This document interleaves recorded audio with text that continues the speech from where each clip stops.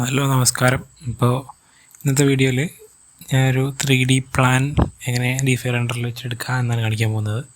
നമ്മൾ പൊതുവേ 3D പ്ലാനൊക്കെ ചെയ്യുകയെന്ന് വെച്ചാൽ ഒരു പ്രൊജക്ട് പ്രപ്പോസലിനൊക്കെ പോകുമ്പോൾ നമ്മൾ ഒരുവിധം പ്ലാൻ ഉണ്ടാവും, നമ്മുടെ 3D മോഡൽ ഉണ്ടാവും, ഫ്രണ്ട് എലവേഷൻ ഉണ്ടാവും.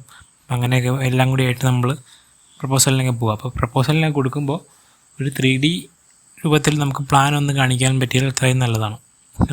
ഓട്ടോകാഡ് പ്ലാനും ഒരു 3D പ്ലാൻ തമ്മിൽ നല്ല വ്യത്യാസമുണ്ട്. അതായത് കുറച്ചും കൂടി വിഷ്വലി റെപ്രസെൻറ്റ് ചെയ്യാനായിട്ട് ഭംഗിയുള്ളതൊരു 3D പ്ലാൻ തന്നെ ആയിരിക്കും. അപ്പോൾ നമ്മളെന്തായാലും അങ്ങനത്തെ ആവശ്യങ്ങൾക്കൊക്കെയാണ് നമുക്ക് 3D പ്ലാൻ്റെ ഒരു ആവശ്യമുള്ളൂ. അല്ലാതെ ഒരു റെസിഡൻഷ്യൽ പ്രൊജക്റ്റിനൊക്കെ നമ്മൾ ആദ്യം 2D പ്ലാൻ ചെയ്യും, പിന്നെ അത് ക്ലയൻറ്റിനെ കാണിൻ്റെ അപ്രൂവലൊക്കെ നടത്തിയിട്ടൊക്കെയാണ് നമ്മൾ ബാക്കി കാര്യങ്ങളിലേക്ക് പോവുള്ളൂ, 3Dയിലേക്ക് പോവുള്ളൂ. പക്ഷേ ഒരു പ്രൊജക്റ്റ് പ്രപ്പോസൽ കൊടുത്ത് നമുക്കൊരു വർക്ക് പിടിക്കുക എന്നുള്ള പരിപാടിയൊക്കെ നടത്തുമ്പോൾ നമുക്കൊരു 3D പ്ലാൻ്റെ ആവശ്യം വരാം. അപ്പോൾ അങ്ങനെയാണെങ്കിൽ ഇപ്പോൾ ഡിഫൈ റെൻഡറിൽ ഇട്ടിട്ടൊരു മോഡലിനെ എങ്ങനെ ഒരു പ്ലാൻ രൂപത്തിലേക്ക് മാറ്റാം, അതായത് ഒരു ടോപ്പ് വ്യൂ അല്ലെങ്കിൽ ഒരു പെർസ്പെക്റ്റീവ് വ്യൂ ഒക്കെ ഇട്ടൊരു പ്ലാനായിട്ട് കാണിക്കണമെങ്കിൽ ഏറ്റവും എളുപ്പ പരിപാടി എന്ന് വെച്ചാൽ സെക്ഷൻ എടുക്കുക എന്നുള്ളതാണ്. നമ്മൾ ഇപ്പോൾ 3D ചെയ്യുന്ന പോലെ ഇതിലൊരു സെക്ഷൻ പ്ലെയിൻ ഉണ്ട്. സെക്ഷൻ പ്ലെയിൻ ഇട്ടിട്ട് നേരെ നമുക്കതിനെ 3D ആക്കാം. ഇപ്പോൾ ഇവിടെ ഞാൻ വീട്ടിലുണ്ടാക്കിയ ഒരു ചെറിയ മോഡലാണ്, ഈ പരിപാടിക്ക് വേണ്ടി മാത്രം ഉണ്ടാക്കിയതാണ്. ഇപ്പുറത്തൊരു വേറൊരു വീട് പോലെയൊക്കെ ഉണ്ടാക്കിയായിരുന്നു, വെറുതെ ചെയ്ത് നോക്കിയതാണ്. ഇതിലോട്ടെ ഇപ്പോൾ ഈ ഒരു മോഡലിന് ഇപ്പോൾ ഞാൻ 3D ആക്കണമെങ്കിൽ ഞാനിവിടെ മുകളിൽ സെക്ഷൻ എന്നുള്ള ഓപ്ഷൻ ഉണ്ടല്ലോ, സെക്ഷൻ പ്ലെയിൻ എടുക്കുന്നു, നേരെ ടോപ്പിൽ വയ്ക്കുക. ടോപ്പിൽ വെച്ചിട്ട് സൈസ് കുറച്ച് വലുതായി കൊടുക്കുക. ഒരു 3000 ഇരിക്കട്ടെ, 3000. എന്നിട്ട് ഞാൻ നേരെ ഈ സെക്ഷൻ താഴ്ത്തിയാൽ അത് കട്ടാവും. ശരിക്കും പ്ലാൻ എന്ന് പറഞ്ഞാൽ സിൽ ലെവൽ വരെ ഉണ്ടാകത്തുള്ളൂ. പക്ഷേ ഈ വീട്ടിലെ വിൻഡോകൾ പല സിൽ ലെവലാണ്. അപ്പോൾ ഞാൻ ഏകദേശം ഒരു ലെവലിൽ അങ്ങ് വിൻഡോ ഉണ്ടെന്ന് അറിയാൻ കൂടി വേണമല്ലോ. അപ്പോൾ ആ ലെവലിൽ കട്ട് ചെയ്തിട്ട് നോക്കുമ്പോൾ ഇതാണ് നമ്മുടെ 3D പ്ലാൻ വരുന്ന പരിപാടി. പക്ഷേ ഇത് ലൈറ്റൊന്നുമില്ല. അപ്പോൾ എന്താ ചെയ്യണമെന്ന് വെച്ചാൽ സെക്ഷൻ കട്ട് ചെയ്യുമ്പോൾ ശരിക്കും ഓൾറെഡി വീട് മുകളിലുണ്ട്, പക്ഷേ നമ്മൾ സെക്ഷൻ എടുത്തു വന്ന രീതിയിലാണ് കാണിക്കുക. അതായത് ഇരുട്ടായിരിക്കുമല്ലോ അകത്ത്, അത് ലൈറ്റൊക്കെ ഇട്ട് കൊടുത്താൽ വെളിച്ചമുണ്ടാകും. അതല്ലാതെ ഇപ്പോൾ പുറത്തുള്ള വെതർ അകത്തേക്ക് എത്തിക്കണമെങ്കിൽ നമുക്കിവിടെ കുറച്ച് ഓപ്ഷൻ ഉണ്ടല്ലോ, അഫക്റ്റഡ് ബൈ വെതർ, അത് കൊടുക്കാം. അതുപോലെ തന്നെ അഫക്റ്റഡ് ബൈ ലൈറ്റും കൊടുക്കാം. അതായത് സണ്ണിൻ്റെ അത് എഫക്റ്റ് അകത്ത് കിട്ടണമെങ്കിൽ ലൈറ്റ് കൊടുക്കാം. ഓട്ടോമാറ്റിക്കലി അകത്ത് വെളിച്ചം വരും. പിന്നെ ഈ കട്ടായ ഭാഗങ്ങളൊക്കെ നമുക്ക് ശരിക്കും ഫില്ല് ചെയ്യണമെങ്കിൽ ആ ഫില്ലും കൊടുക്കാം.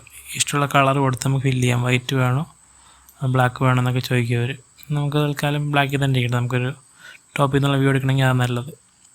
ഇനി ഇത് ഇങ്ങനെ നോക്കിക്കഴിഞ്ഞാൽ ശരിക്കും ഇതൊരു പെർസ്പെക്റ്റീവ് വ്യൂ ആണ് പ്ലാനിൻ്റെ. ഇങ്ങനെ കൊടുത്താൽ നമുക്ക് വലിയ ഉപകാരം ഉണ്ടാവുമെന്ന് ചോദിച്ചാൽ എനിക്കറിയില്ല.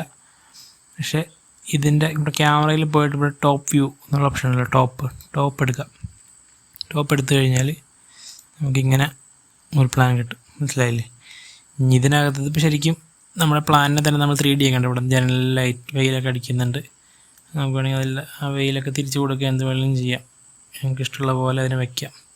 ഇതിനകത്ത് ഇപ്പോൾ ഇതൊരു ലിവിങ് റൂമാണെങ്കിൽ ആ സെറ്റ്സിൽ നമുക്കിവിടെ മോഡലിലൊക്കെ പോയിട്ട് നമ്മുടെ ഇൻഡോറിൽ ഫർണിച്ചറിൽ ഇപ്പോൾ ഒരു സോഫയൊക്കെ ഇടണമെങ്കിൽ അതുകൊണ്ട് ഈ ഒരു സോഫയൊക്കെ എടുത്തിട്ട് നമുക്ക് വേണമെങ്കിൽ ഇവിടെ ഇട്ട് കൊടുക്കാം. അപ്പോൾ ശരിക്കും ഒരു ഫർണിച്ചർ ലേഔട്ടുമ്പോൾ ഒക്കെ ആയിട്ട് നമ്മളൊരു പ്ലാൻ എങ്ങനെയാണോ അറേഞ്ച് ചെയ്യുന്നത് ആ രീതിയിൽ നമുക്ക് 3Dയിൽ അറേഞ്ച് ചെയ്ത് ഏതൊക്കെ എവിടെയൊക്കെ വരും എന്ന് നമുക്ക് കാണിച്ചു കൊടുക്കണമെങ്കിൽ കാണിക്കാം.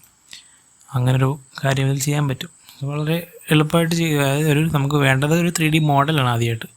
പിന്നെ നമുക്ക് ഡിഫൈലിട്ടിട്ട് സെക്ഷൻ എടുക്കുകയും അതിൽ ഫർണിച്ചറും കാര്യങ്ങളൊക്കെ ലേഔട്ട് അറേഞ്ച് ചെയ്യും, എല്ലാ പരിപാടിയും ചെയ്ത് നല്ലൊരു വെയിലൊക്കെ നല്ലോണം അടിച്ച് ഷാഡോ ഒക്കെ കാണിച്ച് നല്ലൊരു 3D പ്ലാനായിട്ട് കൊടുക്കാം. നിങ്ങളുടെ ഇഷ്ടം പോലെ നിങ്ങൾക്ക് ചെയ്യാവുന്നതാണ്. ഇപ്പോൾ ഫർണിച്ചർ നമുക്ക് വെക്കണമെങ്കിൽ ഒരു കാര്യം ചെയ്യാം. ആദ്യം നമുക്കിവിടെ പെർസ്പെക്റ്റീവിൽ പോയിട്ട് ഫർണിച്ചറിനെ പ്ലേസ് ചെയ്യാം.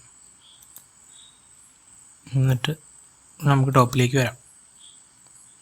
ഫർണിച്ചർ ഉണ്ടല്ലോ, ഇനി ഇതിനൊന്ന് റീസൈസൊക്കെ ചെയ്താൽ പോലെ ഒന്ന് സൈസൊക്കെ ഒന്ന് ചെറുതാക്കി.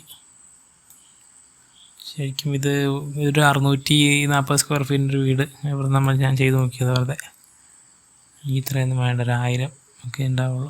ഇത് വീതിയാണല്ലോ. ഇത് ശരിക്കും ഒരു 800 മതി, അത് 80 മതി. പിന്നെ ഇതിൻ്റെ നീളം 3000 ഒന്നും ആവശ്യമില്ല. ഒരു 1.5 മീറ്റർ കിട്ടുമോ നോക്കാം. 550 ഇരിക്കട്ടെ, ഇത്രയൊക്കെ മതി. അതായത് 80 സെൻറ്റിമീറ്റർ വീതിയും 1500 സെൻറ്റിമീറ്റർ നീളം, അതായത് 1.5 മീറ്റർ നീളമുണ്ട്. ഇങ്ങനെ നമുക്കൊരു ഫർണിച്ചർ എൻ്റെ ലാപ്ടോപ്പിൽ ചെയ്യാനുണ്ട് ഭയങ്കര സ്ലോ ആയ സാധാരണ സിസ്റ്റത്തിലാണ് ചെയ്യാറ്.